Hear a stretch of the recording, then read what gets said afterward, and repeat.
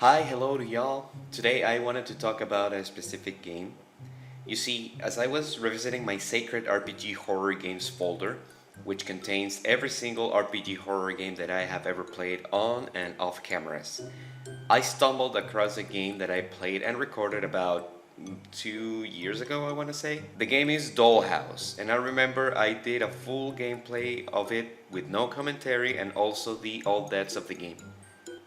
Well, this is a not well known game, at least if I compare it to, the likes of Mad Father, Ib, The Witch House, the Estrangement series, and so goes on. The game doesn't have like art visuals, over the top deaths that other RPG horror games do have, and even if it has some mechanics, not as much as other games as well. But do you want to know why I think that this is an underrated game? Because of its story. So tell me, what do you think a mother is willing to do for her kids? What would happen if one day the doll one of the daughters loves becomes the death sentence and life-threatening conduit for other children? That's what the story of Dollhouse is about. Before I continue, this video will of course contain spoilers of the game, so if you wish to try it out on your own first, I'll leave a link in the description so you can download it, play it, and then come back to this video, or you can just watch my all deaths and the gameplay I did about this.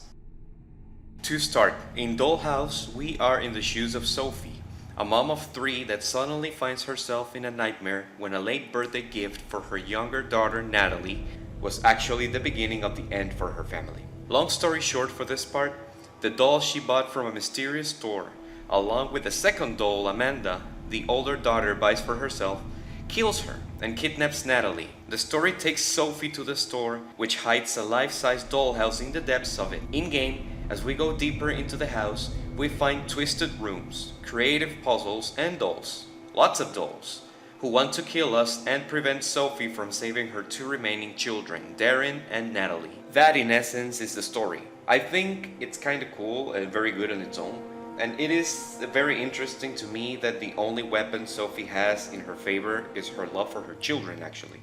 She's not a cop, she's not a detective or a skilled fighter, she's a mother, and that's enough. She doesn't hold a gun, a chainsaw, a katana, or a rocket launcher. She's on her own, again with her motherly love. Every decision she makes, every room she explores, every doll she dodges and gets rid of, she does it for her kids. Despite already losing her older daughter and her husband as well, she doesn't give up on saving the rest of her family. She's not seeking to survive on her own, she's seeking to protect her children. The main antagonist of the game is not the first doll or the army of dolls that come later. It's none other than the owner of the shop and an apparent witch, Mama Antoinette. The fact that she uses dolls as her weapons to take control of the world is, to me, a symbolism of corrupted innocence. The dolls are both the witch's weapons of destruction and also childhood trauma for kids, or for some of them at least. I kinda like to think that Mama Antoinette is the exact opposite of Sophie. One is a loving mother who is willing to sacrifice her life in order to save her children, while the other uses her dolls to fulfill her wicked desires, even if they are taken down one by one. Although at the end of the game, after we manage to get rid of all the dolls, Mama Antoinette does look sad that she lost everything. Again, the main strength of this game is the story. I guess it would have been a perfect game for me if it had visuals for Sophie, her children, and Mama Antoinette. Although I won't complain about that because it didn't take away the excitement I had while playing this game.